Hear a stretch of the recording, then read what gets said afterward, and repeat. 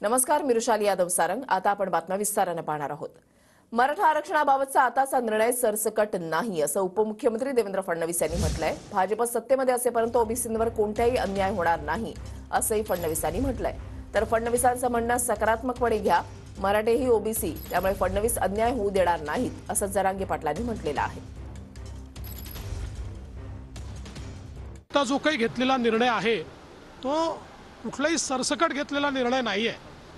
ज्यांच्या एंट्रीज आहेत त्यांना सरळतेने कसं मिळेल सर्टिफिकेट, एवढाच हा निर्णय आहे की जोपर्यंत भारतीय जनता पार्टी सरकारमध्ये आहे तोपर्यंत काहीही झालं तरी आम्ही ओबीसीवर अन्याय होऊ देणार नाही।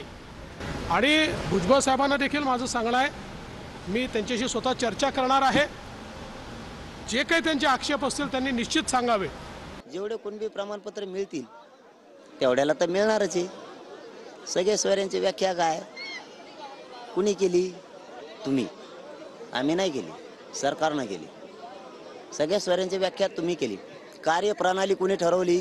सरकारने ठरवली, आम्ही नाही ठरवली। आणि आम्ही दिलेल्या प्रमाणच आम्हाला बिप्पण पाहिजे। जे आम्ही व्याख्या दिली त्याच प्रमाणे आम्हाला पाहिजे, नसता पुन्हा मुंबईत घुसन मग बाहेर नाही येणार।